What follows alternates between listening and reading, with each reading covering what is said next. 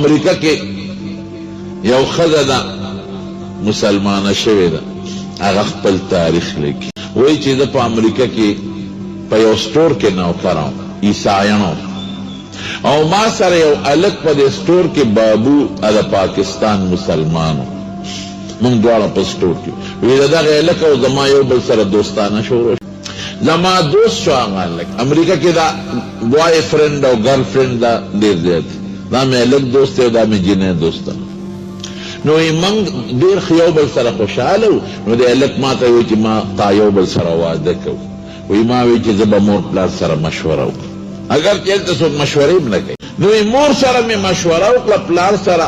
مور پلار راته وایي چې بچې چا سره دی واده خوښې وکړه، خو دا پاکستاني دی او هسې نه چې د پاکستان ته دې بوځي، او یا هسې نه چې خپله فایده درنه والي او سبا لږه بوډۍ شي او بیا د طلاق دله درکړي، بیا به څه کوې؟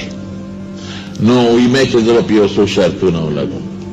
نو ما د هلک ته وایي چې یو څو شرطونه دي، که دا منې واده در سره کوم او که دا نه منې نه کوم. یو شرط به دی چې ته به تا سره نه اوسېږم، ته به ما سره زما په کمره کې اوسېږي، د فلیټ جدا ځای کې او زما فلیټ جدا ځای کې، ما سره به زما فلیټ کې، هلته فلیټونو کې خلک اوسېږي، ما سره به زما فلیټ کې اوسېږي. یا لکه ډېره ښه. دویم شرط دا دی چې ستا به خپل مور پلار رونه رشته دارانو سره تعلقات ختمې، زما رشته دارانو سره به دې تعلقي. وی هلک وی دا ما ته منظور ده.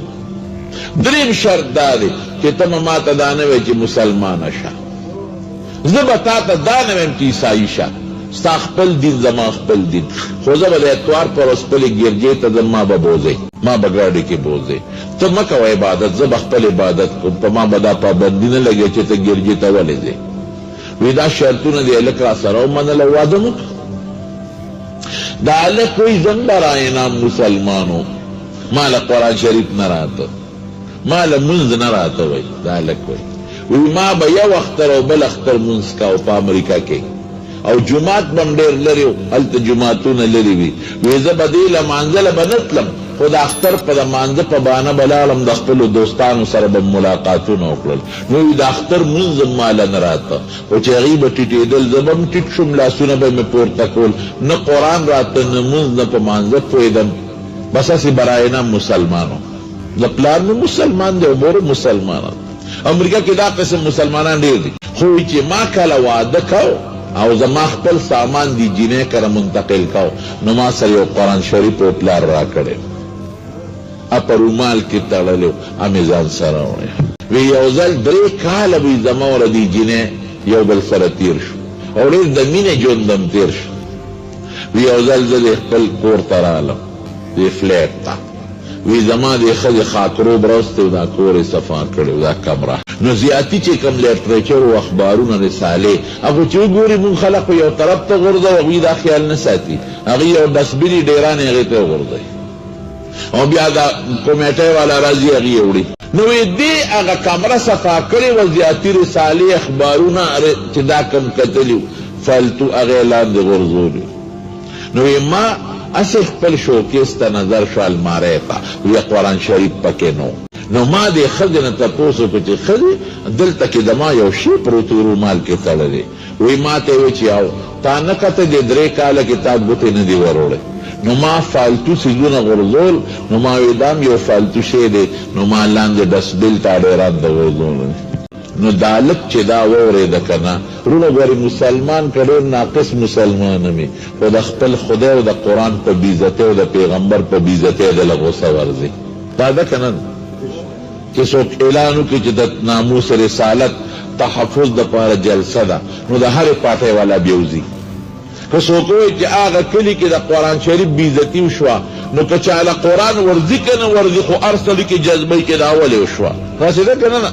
نو دا هلک چې دا خبره واورېده چې ښځه ما قرآن شریف ډېران ته پرېوه، دې په 4 یا 10 چت کې کمره ده، د هغه ځای نه یو منډه په پوړو کوزېږي او لاړه هغه ډېران لټۍ لټۍ قرآن شریف پکې راووت.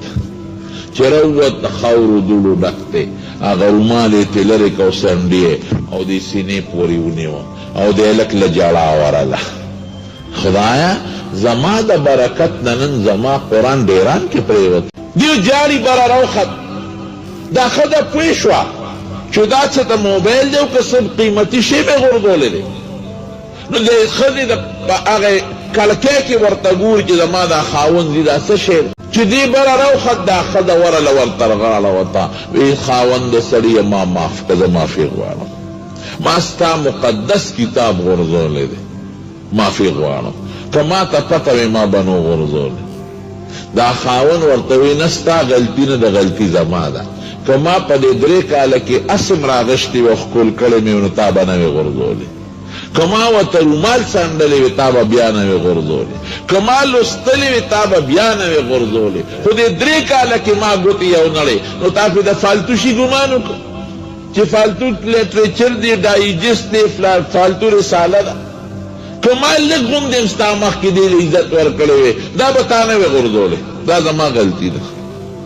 جنۍ ورته وایي نه ستا غلطي نه زما غلطي ده، پکار دی چې ما دنه تپوس کړی وی چې دا فالتو دی که نه دی، ما بې تپوسه ولې وغورځوم، که زما د مقدس کتاب انجیل تا بېعزتي کړې زه به خفه کېدم، ستا د مقدس کتاب بېعزتي مې وکړه نو ته پې خفه زه درنه معافي غواړم. دا سړی ورته وایي وی ښځې وی تا ته څه پته ولګېده چې دا زما کتاب دی، دا خو رومال کې تړلی دی.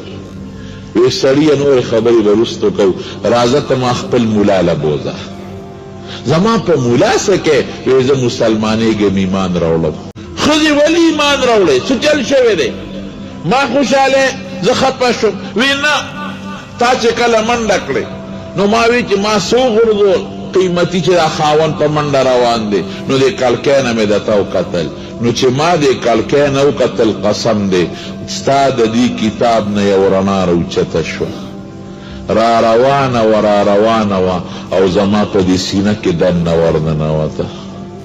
ما محسوس کړه چې دا د مسلمانانو کتاب دی او دا رښتونی کتاب دی، هغه رڼا زما دې سینه کې پرته ده، اما مجبوره چې شا به فوراً ایمان راوړه، د اسلام حق مذهب دی، دا قرآن حق کتاب دی، شا به ما خپل ملا له بوځه نورې خبرې رستو دي. وی لاړو هغه جومات چې 3 کاله مخکې پکې ما د اختر مونځ کړی و هلته لاړم، خلک هم حیران و چې مونږ وی دا سړی اکسیډنټ کې مړ دی که څه چل دا څه شو؟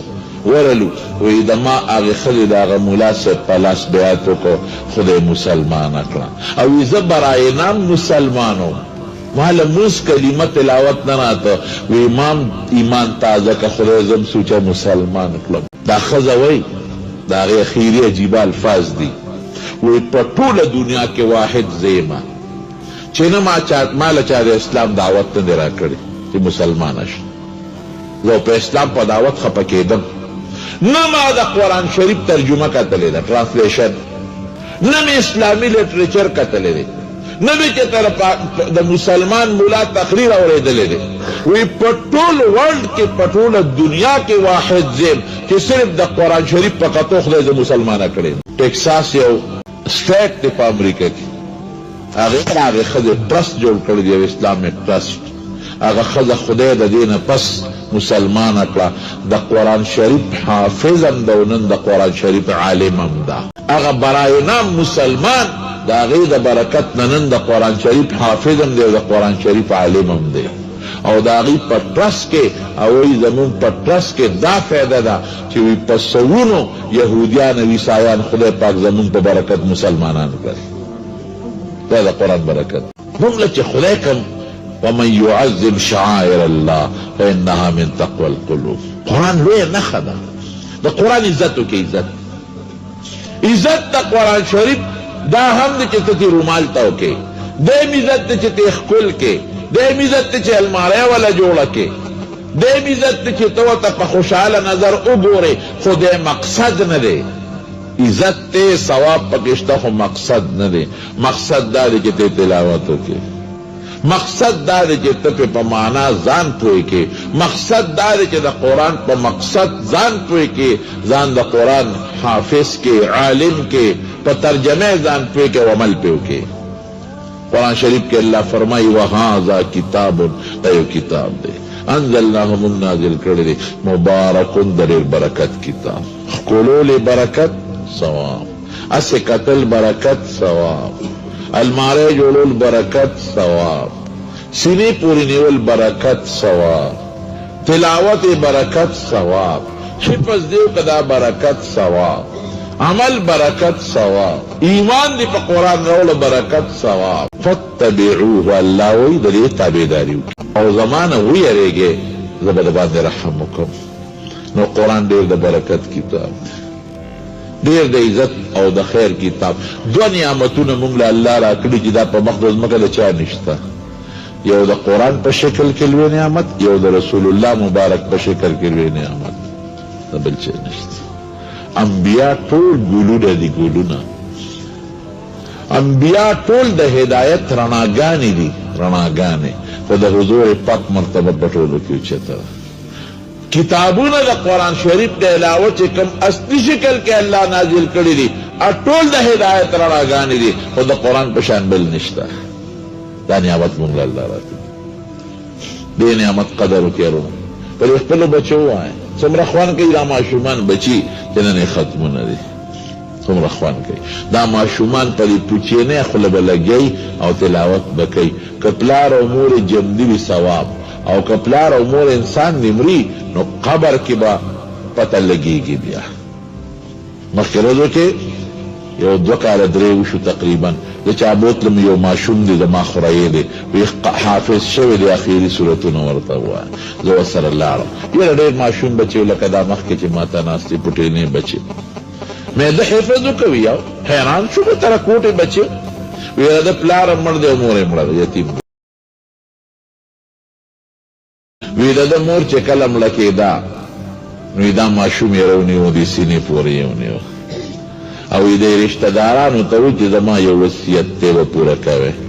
که زه جمع دی نو ما په دې بچي قرآن یاد او حافظ مې جوړو، خو زه مرم او ځن کدن مې دی، نو دا زما وصیت دی چې زما دا بچي به حافظ کوئ چې دې قرآن یاد کړي.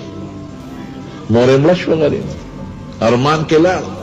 نو یې موږ اقا 40 نه پس راونیوه او یو حافظ ته کېنو چې دته قرآن یاد کړه.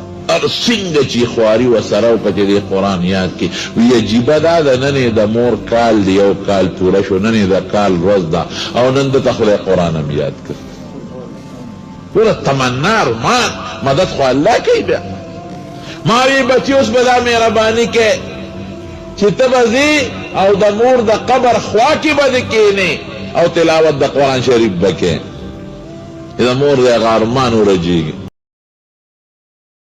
د دې سیس پته به په قیامت کې په قبر کې درته لګي چې زما بچی زما نه وروسته قرآن خان پاتې دی، هلته دې اسم نه پکارېږي، د دې بچي دا تلاوت به دې پکارېږي.